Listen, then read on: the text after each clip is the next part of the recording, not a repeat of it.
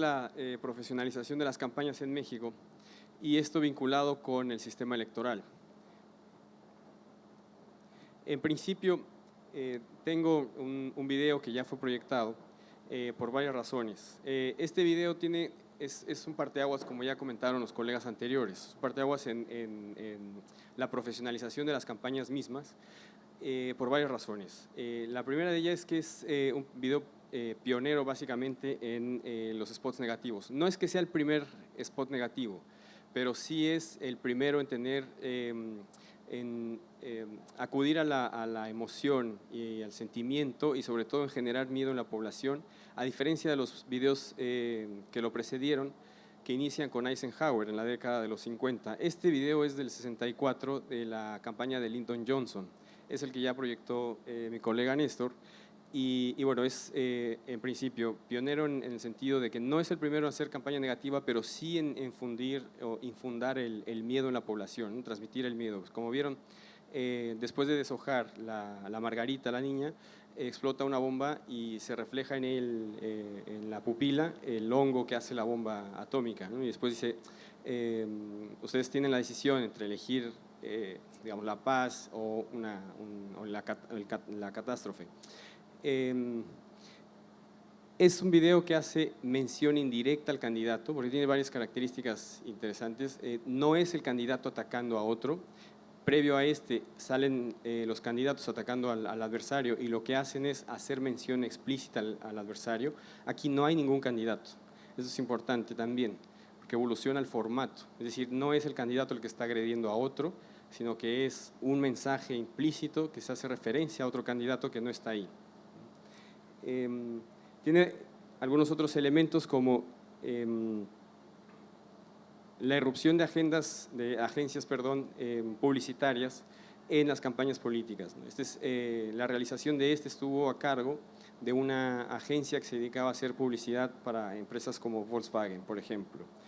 Y tuvo tal impacto, o estuvo pensado para tener tal impacto, que se transmitió en prime time, en un día, en un solo momento, en el momento de mayor audiencia en televisión nacional. Entonces, este es un parteaguas y ahora les voy a comentar por qué lo utilizo. Como para retomar después aterrizar en el caso mexicano. El contexto en el que se desarrolla es evidentemente un contexto de Guerra Fría, por eso el temor a la bomba atómica, ¿no? Hay un bipartidismo ya sumamente consolidado en el caso de Estados Unidos. Esto es importante y por eso también lo menciono, porque el caso mexicano no es un bipartidismo, ni mucho menos estaba consolidado el sistema de partidos. Aquí sí hay un bipartidismo consolidado y en el cual hay una alta institucionalización o institucionalidad de apego a las normas de los actores políticos y también el sistema de pesos y contrapesos funciona.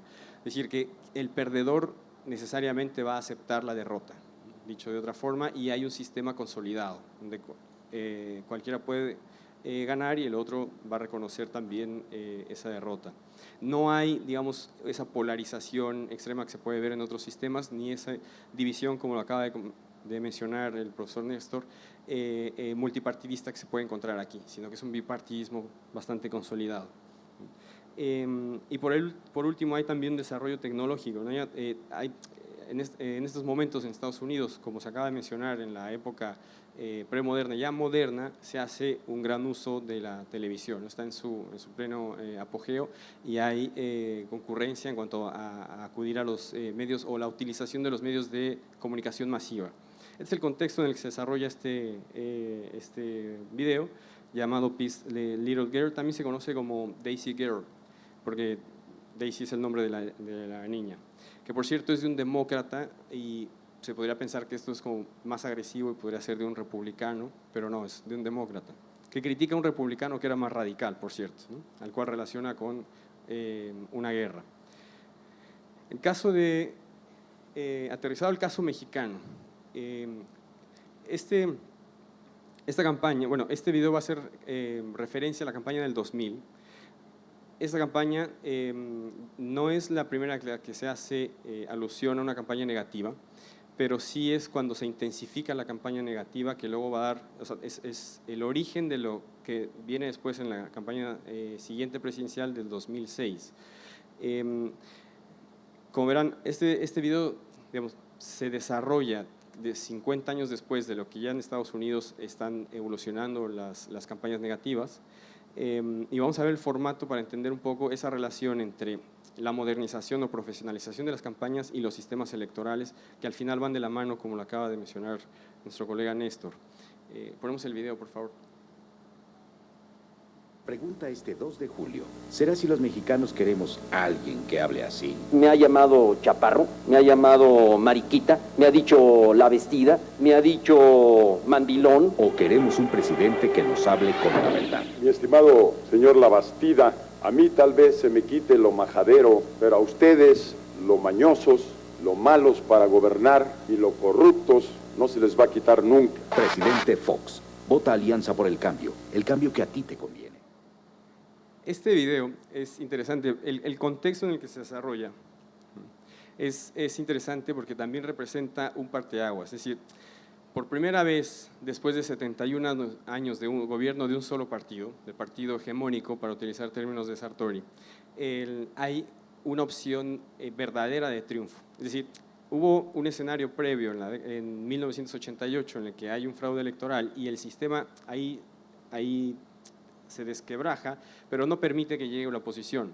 Aquí finalmente el electorado, con este candidato que aparece al final, que es un ranchero gracioso, que se burla de los políticos, que él viene de un partido político tradicional de derecha, pero a la vez se burla de los políticos priistas, ¿no?, de los dinosaurios. Entonces, utiliza muy bien su carisma para criticar también a un partido que ha gobernado a lo largo de 71 años y que fue además un partido hegemónico y dictatorial. Entonces, el contexto en el que se lleva a cabo es un poco en cuanto a términos políticos. El régimen se está abriendo después del fraude electoral de 1988. El régimen tiene que ceder y empieza a hacer distintas reformas electorales para permitir que la oposición ocupe también escaños políticos y cotos de poder. Es decir, permite que la oposición llegue al Congreso, abre la representación proporcional para que llegue por esa vía, acepta los triunfos a nivel estatal, a nivel estadual, de distintos gobernadores y distintos presidentes municipales. Entonces, se desquebraja el régimen. Eso permite también, y esa serie de reformas, que finalmente este fenómeno, que es el fenómeno Fox, triunfa en la década del 2000. Hay una esperanza de cambio evidentemente asociado a esto, y hay un uso aquí ya masivo, tanto de los medios de comunicación, principalmente de radio y televisión, o principalmente de televisión, y hay también un uso de gestores de marketing político y de uso de opinión pública, de sondeos de opinión pública. Estos sirven para saber cómo están, para saber qué temas trabajar y para saber cómo llegar a la gente y cómo comunicarse con ellos. En el caso de Fox fue digamos, tanto fácil trabajar con él, son asesores externos, vinieron principalmente de Estados Unidos, y fue fácil trabajar con él por la coyuntura en la que se encuentra. Es una persona con carisma, el régimen está desquebrajado, el régimen se tiene que abrir y hay mucho que criticar, un régimen autoritario que ha gobernado a lo largo de 70 años y que ha sido sumamente corrupto. Entonces tiene todo a su favor, ¿no? Entonces tampoco tuvieron mucho que trabajar los consultores en ese sentido de construir la imagen que ya la tenía Vicente Fox. Lo que sí hicieron fue masificar esto y encontrar ese tipo de formato de los spots en el cual él personalmente es quien se burla de los corruptos, ¿no? Entonces se distancia de ellos de esa manera. Y hay también un escenario de mayor competitividad. Esto a la larga, o posteriormente, lo que va a generar, o es producto más bien, de dos reformas electorales. Y aquí es donde vemos, digamos, ese vínculo entre reforma electoral y profesionalización de las campañas. Las reformas previas que dan origen a este tipo de spots que vimos y a la llegada de personajes como Vicente Fox son la independencia del órgano electoral, del Instituto Federal Electoral, la creación de un tribunal electoral, porque antes todo estaba concentrado en una comisión que escindía del Poder Ejecutivo. Aquí se independiza. Se crea un órgano especial, que es el Instituto Federal Electoral, el Tribunal Federal, y el código para regir precisamente, regular las elecciones. Y en el 96 hay otra reforma acerca del financiamiento de los partidos. Aquí se decreta que la mayor parte del financiamiento sea público. Y aquí encontramos una de las principales diferencias con el caso estadounidense, por eso también quería iniciar con el caso estadounidense. En Estados Unidos, cuanto más recursos, mayor publicidad para el candidato, es decir, publicidad no en el sentido de que tenga más recursos para invertir, sino incluso para decirlo. Es decir, los candidatos salen a decir que han juntado tantos millones de dólares frente a otros que han juntado menos. Esto es una estrategia que utilizan también para decir nosotros tenemos más recursos, disponemos de más gente que nos apoya. Esto aquí no puede suceder porque la mayor parte es financiamiento público. Y se entiende también porque nuestras democracias son diferentes a la estadounidense y es un punto a los que quiero llegar finalmente. El TRIFE forma parte de la Suprema Corte de Justicia de la Nación, y esto quiere decir que se independiza más todavía el órgano que va a ser encargado de velar por cualquier anomalía dentro de las elecciones, ¿no? De dirimir conflictos electorales.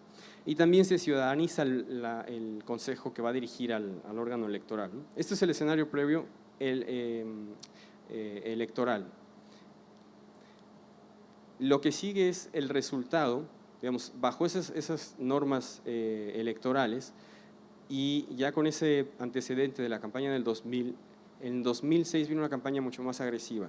Y lo que vamos a ver ahora, y me interesa que lo vinculemos con la respuesta institucional que dan los actores y los cambios electorales, a la ley electoral que se generan posteriormente a esto. Ponemos el segundo.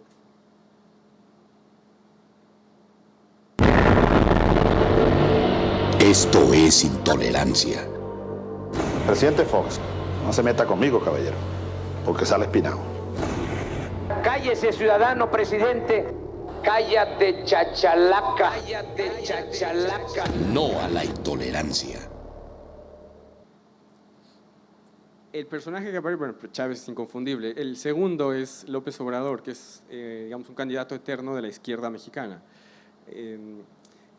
Lo interesante acá es cómo finalmente la izquierda tiene una posibilidad de triunfo. Este candidato inicia con más de 10 puntos de ventaja sobre el candidato de la izquierda, que es heredero de la continuidad de Fox.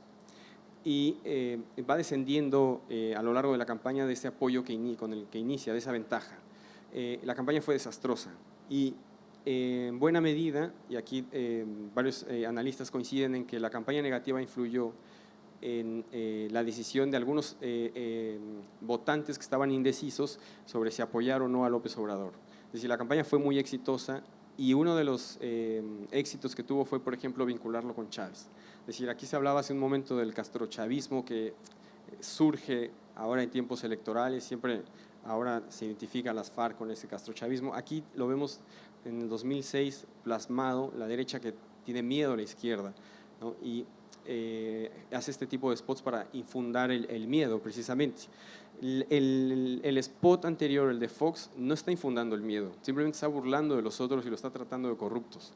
Este va un poco más allá y este está vinculado con el primero que veíamos, el de Daisy Girl. Es decir, se trata de motivar el sentimiento, generar una emoción y no una acción racional con base en propuestas, sino más bien es infundar el miedo para que nosotros evitemos votar por ese candidato, o si no es nuestra primera opción, al menos no apoyar al que queremos, sino hacer un voto útil que sirva a otro candidato, pero no apoyar a este, por una u otra razón.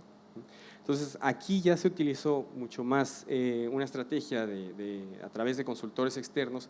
Se recurrió a los mismos consultores de la campaña anterior del 2000, se cambió los estrategas de campaña porque la campaña no circulaba muy bien, que es de Felipe Calderón, el personaje que aparece abajo. El nombre este es el ganador de la contienda, que luego fue presidente. El que aparece en el spot es a quien critican. Entonces, hubo un cambio de estrategia de campaña en donde tienen que llamar a los consultores que participaron en la campaña anterior para que redireccionen la campaña, y es ahí donde inicia la negatividad hacia el candidato de izquierda. Hay también un uso de sondeos de opinión bastante importante, en el sentido de que a la hora de que redirecciona la campaña, el partido es quien se encarga de hacer la campaña negativa, porque al final decía Partido de Acción Nacional, y no es el candidato. No, es el candidato lo que se dedica es a promoverse. Entonces los sondeos de opinión sirvieron, y aquí es coincidiendo con nuestro primer conferencista, ¿no? ¿Para qué sirven estos? Los sondeos coincidieron en que no le beneficiaba al candidato hacer él el aporte negativo, no le beneficiaba hablar mal del otro candidato, del candidato opositor, le beneficiaba al utilizar las imágenes del candidato opositor para ponerlas de forma negativa, pero que no se quemara el candidato al que queremos promover. Entonces, los sondeos arrojaron una proporción mayoritaria del ciudadano que quería menos negatividad de parte del candidato y más propuestas. Es decir, el candidato lo vamos a promover y vamos a criticar al otro indirectamente, no personalmente, sino indirectamente. Entonces, para esto también la utilización de estos sondeos de opinión. Hay un escenario de alta competitividad, los dos candidatos al final tienen una diferencia de menos de un punto porcentual, ¿no? Y una alta polarización, ¿no? Tenemos un candidato de izquierda y un candidato de derecha. Aquí vuelvo a vincularlo con el caso de Estados Unidos, en donde se pueden hacer ese tipo de campañas y no necesariamente generan los reajustes ni las sacudidas que en nuestros países. Al término de la campaña, el candidato perdedor, que es el que aparece en el video, no reconoció al triunfo del ganador y hizo un plantón y se decretó presidente legítimo. Es decir, nosotros jugamos con unas reglas y al final esas reglas, si no nos favorecen, lo que hagamos es deslegitimando. En el caso de Estados Unidos, Hillary pierde con menos votos y no deslegitima el triunfo de Trump, porque sabemos con qué reglas juega, que hay que conseguir no más votos, sino electores. Entonces, ya sabiendo con esas reglas, está bastante institucionalizado y se acepta. En nuestros países se juegan con unas reglas, no está necesariamente institucionalizado y al final, si no nos favorecen, pedimos que las cambien o deslegitimamos esos instrumentos institucionales. Y hay un uso excesivo también de los medios de comunicación en esta y en gasto también excesivo en medios de comunicación. 95% del presupuesto público, que es un montón de dinero, se fue a las arcas de las televisoras. Es decir, las televisoras, evidentemente que con las campañas electorales, pues bueno, hacen un gran negocio. Luego de estas elecciones, que fueron las más disputadas de la historia, lo que viene es un cambio institucional, un cambio, una reforma electoral. Y aquí está este vínculo entre modernización, profesionalización o americanización, es decir, traer esa innovación y estrategias de organización y de campaña política a nuestros países. No nos dan resultado, no están las normas tampoco adaptadas para esta modernización y lo que acaban sucediendo es un cambio al terminar las elecciones. Entonces, la necesidad de cambio vino después de la elección del 2006 y se lleva en el 2007 una reforma electoral de gran calado. Esta reforma lo que hace es prácticamente revisar el contenido de los mensajes, que ya de por sí se revisaba, pero se pone más estricto, es decir, para evitar difamaciones o calumnias o mentiras en contra de un candidato o agresiones en contra de un candidato, es decir, disminuir la campaña negativa. Y hay una administración única de los tiempos de difusión de las campañas. Esto lo que hace es que el Instituto Electoral se va a encargar de designar los tiempos políticos, los tiempos en aire. La otra cara de la moneda es que los partidos y candidatos o ninguna empresa adicional o ningún tercero puede contratar espacios públicos. Quiere decir que en México ningún candidato político o partido puede contratar por su cuenta espacios públicos, sino que depende de los que les dé el Estado.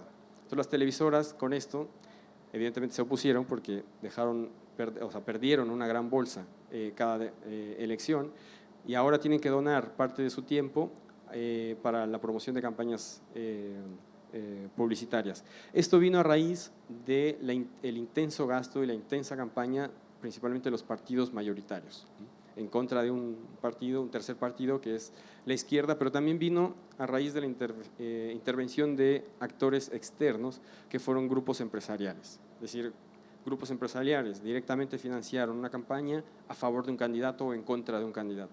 Entonces, a partir de esta reforma, es decir, esa modernización de las campañas, lo que generó esa excesiva libertad o falta de regulación ante técnicas nuevas que no se habían aplicado, lo que generó fue un desgaste de la clase política y del propio ciudadano al llegar a estas elecciones, que tuvieron que regular para prohibir que cualquiera pueda comprar, e incluso partidos y candidatos que puedan comprar espacios públicos. Y por último también se redujo la duración de las campañas, ¿no? Eran larguísimas, estamos hablando de 6 meses, se redujo a 3. Entonces, para concluir, ¿qué es lo que tenemos? Hay un elemento que es el grado de modernización y la estrategia de campaña. Por estrategia me refiero a campaña negativa o positiva, si es negativa, directa, indirecta, implícita, explícita, es decir, todas esas estrategias que se definen acerca de la campaña, pues están influenciados por la competitividad y el contexto sociopolítico. Esto queda claro, por ejemplo, en el caso mexicano, y como mencionaron acá también, cada vez que hay más competitividad entre distintos actores, primero en el frente no se necesita modernizar y tampoco bueno, se van alternando un partido y otro, no hay necesidad de modernizar las campañas, pero a la medida que hay competitividad, las campañas tienden a o deben modernizarse. Y las condiciones locales, es decir, tanto institucionales como políticas y sociales, no siempre son aptas para las campañas altamente modernizadas. Esto queda claro en el caso mexicano y es el propósito de esta presentación. Es decir, no necesariamente la adopción de estas innovaciones, prácticas organizativas y técnicas de Estados Unidos principalmente para nuestros países están condicionadas a la regulación, es más, exceden la regulación porque no tenemos una capacidad institucional para atender estos cambios en cuanto a la modernización se refiere. Entonces, por último, la modernización, en todo caso, en América Latina debería considerar el contexto local, que es, como vieron respecto al caso estadounidense, es muy diferente, algo que también coincidieron ya nuestros colegas anteriores. Pues muchas gracias.